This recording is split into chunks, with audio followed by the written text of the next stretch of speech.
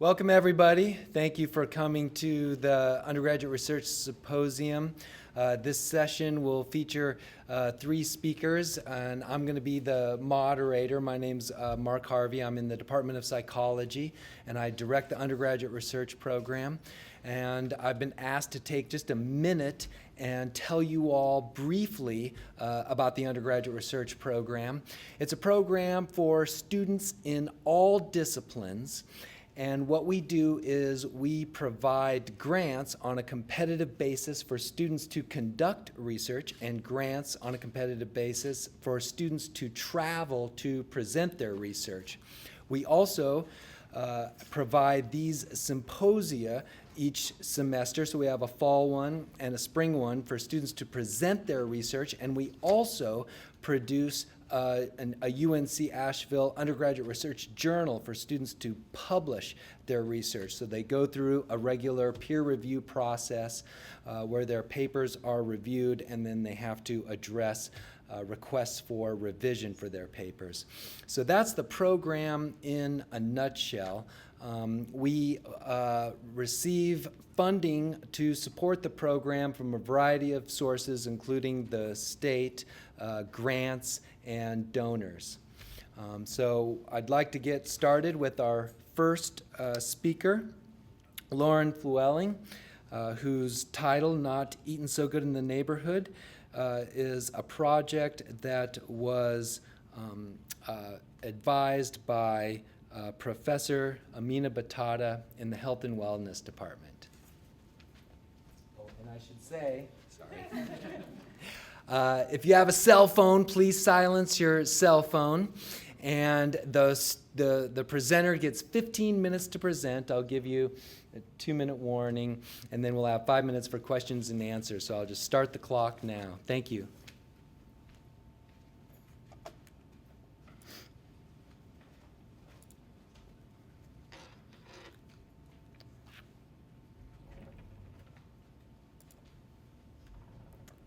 Thank you all for coming today.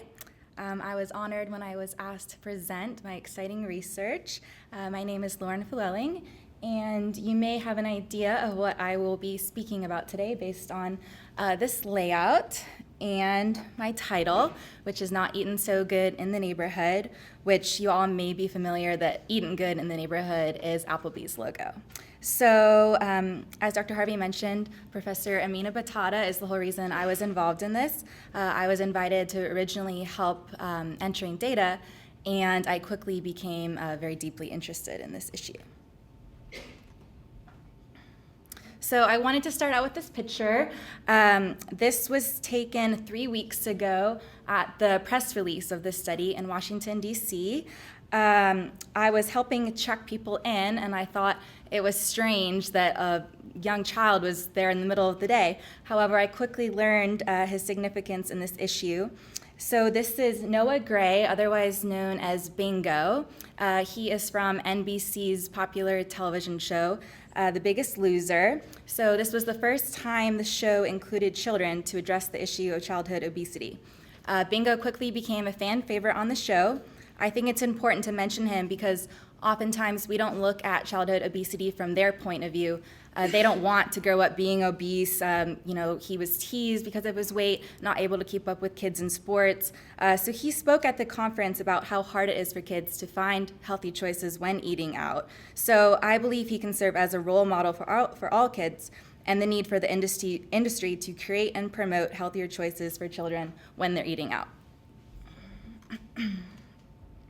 So as this slide demonstrates, we have a major issue with childhood obesity in our country today, with 1 in 3 children in the United States is now overweight. So the quality of children's diets is an area of concern, and today I want to explore the role of the industry in contributing to children's food intake. So the purpose of this study was to assess the nutritional quality of children's meals at America's top 50 chain restaurants based on revenue. This is an update of the study, which was done, Amina did, with the Center for Science and Public Interest back in 2008. So the study examines nutrition in children's items, and the information was obtained online through corporate headquarters and restaurants last October and November of 2012. So the three questions I will be addressing today are, number one, what are the restaurants offering to children? Number two, are the nutrition stats within the daily recommended intake for children? And number three, how do Asheville independent restaurant offerings compare? So first we looked at the top 50 restaurants in the country based on revenue, and we determined that 41 of those 50 had designated children's menu items, and then 34 of those 41 provided sufficient nutrition information for analysis. So we looked at children's entrees, children's side items, drinks, and desserts, and then we generated all possible combinations that could be ordered, and that came to be nearly 3,500 different combinations. That was a lot of data entry. Some chains did not offer beverages as part of the combination, and then some even offered a fourth item, such as a yogurt, string cheese dessert. So then these are the variables that we looked at. And now on to the exciting part. What are the restaurants offering? So I want you to think for a minute, what do you think the most restaurants are offering in terms of entree? Is it pasta, burgers, fried chicken? Yeah? Okay, we'll see if you're right. Okay, so you are right. So this is showing the percent of restaurants offering entree type. So those 41 restaurants that are offering children's items. So you can see 83% are offering fried chicken and only 35% are offering grilled chicken. So what's important about this is that there's a wide range of calories in these entrees. We found an entree as low as 30 calories that was at P.F. Chang's. It was their Baby Buddha Fest, which is just vegetables and rice. And then we found entrees that had calories, the amount of calories a child needs to eat in an entire day. 800 calories in beef mini hamburgers at Ruby Tuesdays. So a very wide range here. And also what's important is you can see that most entrees include an aspect of meat and or dairy, but very few entrees actually incorporate whole grains and vegetables. So on to sides. 73% of restaurants offer fries or some form of fried potatoes. This could also include potato chips. 68% offer fruit. Apple slices are very popular right now. Also, we found fruit cups, applesauce, mandarin oranges, and grapes are also being offered. And only about half, 53%, are offering vegetables. So this was normally broccoli, a side salad, green beans, things like that. And beverages, this is showing the percent of restaurants offering beverages by type. So 78% are offering soft drinks, and only 2% are offering water. So a wide range here as well.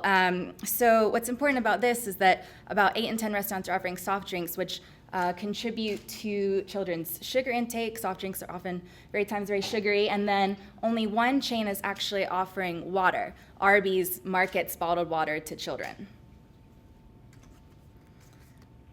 So I wanted to give an example of a possible combination a child could order. This is from Dairy Queen. Their chicken strips, kids fries, Arctic Rush slushy drink, and their chocolate ice cream dilly bar. This has 1,030 calories, 45 grams of fat, 15 grams of saturated fat, and 1,730 milligrams of sodium. So it's not a very nutritious meal right there. And the second meal I wanted to highlight was this is Chili's. This is from their Pepper Pal Kids menu. This is their pepperoni pizza, fries, and soft drink. And this is 1,010 calories, 45 grams of fat, 18 grams of saturated fat, which is what an adult needs in an entire day, and 2,020 milligrams of sodium, which is almost 3 times of what a child should be eating in an entire day. So I wanted to highlight this meal because it doesn't even look like it's that much food. So it's just very calorie-dense food in terms of the fat and the sodium. And also, if a very active child ate this for dinner, they still might be hungry after that. So that's another concern. So as I said, we analyzed nearly 3,500 meals, and then we wanted to compare them to standards to see how many of them met nutritional standards. So the expert standards were the first set of standards we compared the meals against. These standards were developed by a panel of nutrition and health experts. So the standards are right here. The most important thing, I think, is that the meal can have no more than 430 calories. That's pretty small. And then, for example, if they consider beverages of poor nutritional quality to be a soft drink or 2% milk. So if the combination had a soft drink in it or 2% milk, it automatically did not meet these standards. So this is pretty shocking. 97% of the meal combinations we looked at did not meet those standards. So there's only 3% of meals out there that do. And 56% of chains do not even have one meal that meets those standards. So that comes to 19 chains out there that do not meet those standards. And then we wanted to look at specific nutrients about why the meals exceeded those limits. So that 430 calories was the main reason meals did not meet the standards, with 86% of meals exceeding the 430 calories. So these stats demonstrate that about half the meals we looked at exceeded all of these variables. So it just goes to show it's hard to find a healthy meal out there. And the second set of standards we compared the meals against was the Kids Live Well standards. These were developed by the National Restaurant Association. So they're pretty similar to the expert. They're a little bit more lenient in terms of calories. The meal can have no more than 600 calories. And they allow no fried foods. And these are the chains that we included in our study that are part of Kids Live Well. You might have seen the Kids Live Well logo at a restaurant before, and that means they participate in the program. And we found that 91% of meal combinations do not meet the Kids Live Well standards. So pretty disappointing, a little bit better than the expert. And 26% of chains do not even have one meal that meets the standard. So that's 9 chains out there. So while Kids Live Well is a great program, if it only has, the rest chain only has to have one meal that meets the standards, we found some chains have upwards of 300, 400 different combinations. If they only have to have one meal that meets these standards, it's, they can have hundreds that don't. So after those disappointing statistics, here's a positive one. 100% of Subway's meals meet the expert and the Kids Live Well standards. So that's great. They're kind of a role model for other chains. They only offer their kids' version of a sub. The only side they offer is apple slices. And the only drink options they have are either apple juice or low-fat milk. And they were the only chain we looked at that actually did not have soda on their kids' menu. So in conclusion, looking at these meals, this is showing the meal combinations containing fruit and vegetables. So 72% did contain a fruit or vegetable, so that's great. However, 28% did not, so that's about a quarter. So that's a concern because that's 980 meals out there that do not have a fruit or vegetable in them. So on to my last question today. How does Asheville compare? So we pride ourselves in Asheville on being a local, organic place, but I was wondering if kids' meals follow that same norm. So there's 41 national chains that have kids' menus, and I found that 27 of those chains are located in Asheville, and that's within a 10-mile radius of downtown. So you might think, wow, 27, that's a pretty high amount for Asheville being a small city, but luckily we also have a very big independent restaurant business here as well. So I picked the Asheville independent restaurants to compare to the chains. You guys are probably familiar with them. They go by AIR. So there's currently 48 AIR restaurants, and from looking at their menus, I determined that 19 of those 48 offer kids items. So I wanted to compare the chains to the Asheville Independent Restaurants. So I wasn't able to get the nutritional data on the menu items for the Asheville Independent Restaurants, but I was able to analyze their menus. So this is comparing what the 41 chains are offering versus the 19 AIR restaurants. So highlighted in red are as the percent that's higher. So there's some similarities here and some differences. What I pulled out for the highlights of the differences was that 83% of chains are offering fried chicken and only 47% of AIR restaurants. So that's great. And only 53% of chains offer vegetables as a side and 68% of AIR restaurants. So that's great as well. However, I was surprised to see that 68% of chains offer fruit as a side and only 32% of AIR restaurants. So, and the other categories were pretty similar. So this just goes to show that we kind of expect kids' menus to be a certain way, and Asheville is not an exception to that. However, I feel if I had been able to look at the nutritional information for the AIR restaurants, it would have been much better than the chains, because in Asheville we use better quality ingredients.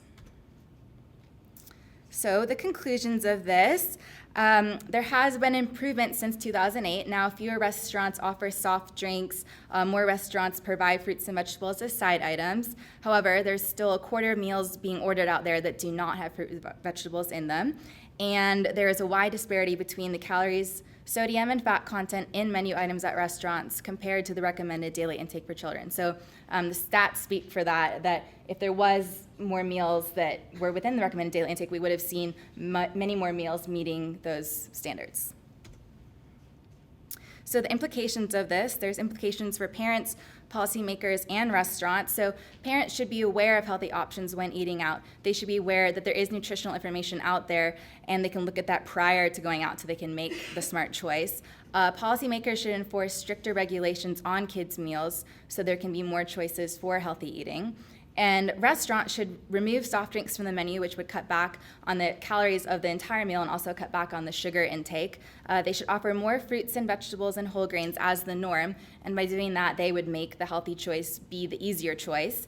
And they should encourage more restaurants to participate in the Kids Live Well program to make more meals that meet those standards. So the next steps in future research from this. So additional analysis should be done on this data to see how meals are changing. So since 2008, there was improvement. There are more meals that are meeting the standards. But I feel like as time goes on, we should keep checking back. Over 4 years, only 2% more met the standards. So we should keep looking at that.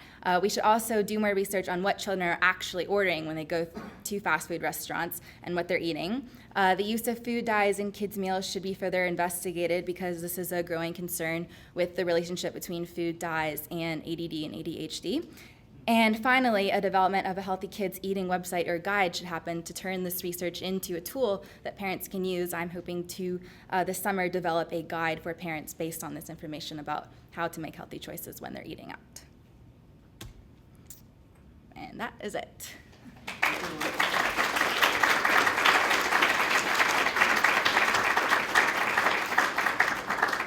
What questions for Lauren?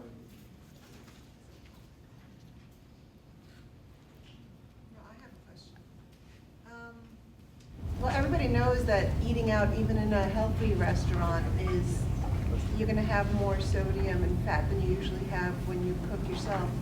Have you considered actually analyzing what a meal prepared from scratch made at home, how that compares to even one of the healthier meals at a restaurant? I bet that if I did do that, that you're right, there would be much more sodium and fat even in the fast food. So I mean, I would say cooking at home is always a better option than going out to eat. But if you have to, there are going to be choices out there that are, I would say, pretty close. If you grilled chicken and apples and milk. I mean, that's I haven't done the comparison, but I feel like you could find one that's pretty similar. I have two questions related to standards. What do you think of those two sets of standards that you were comparing the menus to? Do you think that those are appropriate? The nutritional standards, the one that stuck out to me is 35% of calories by weight of sugar. Does that really qualify as a helpful meal for a kid? Yeah. I mean, I know you didn't set the standards, but I wondered what your feeling is about those standards. Are they the right ones? I don't know. I mean, I feel like they're good, but there's definitely parts of them, like you said, the sugar could be changed. I feel that, the 400 calorie limit, that's pretty low for the expert. Maybe that's one reason why a lot of meals didn't meet it.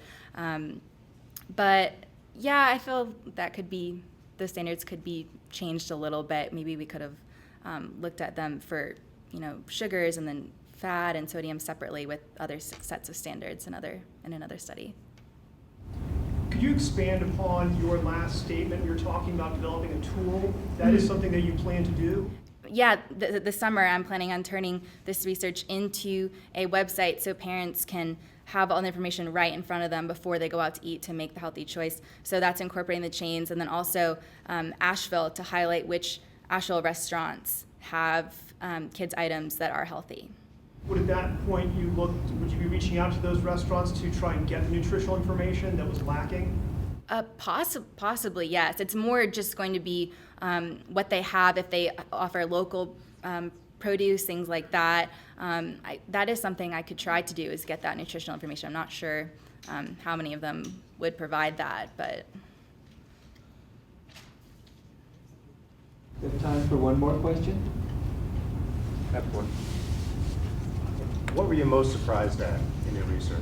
'Cause a lot of this is, for me, relatively unsurprising. But what were you most surprised at? I guess I was just most surprised at just that 97% do not meet those expert standards, just that there's so few healthy choices out there. And I was also surprised to learn that the Kids Live Well program, they only have that one meal and one entree requirement. So while it seems like a great program, and the parent might choose that restaurant because they participate in the program, you have to make sure you order that specific meal. So I was kind of surprised at that. Yeah. How Yeah, about go ahead. school lunches? How do they compare to those standards? I didn't look at school lunches, but I don't know. I feel like school lunches are probably a little bit healthier than what fast food's offering, but it depends on what the child's ordering. That's why I mentioned another study looking at what children are actually going through the line at school lunch or fast food and ordering, because then we could really look at the nutrition of those items. Thank you, Lauren.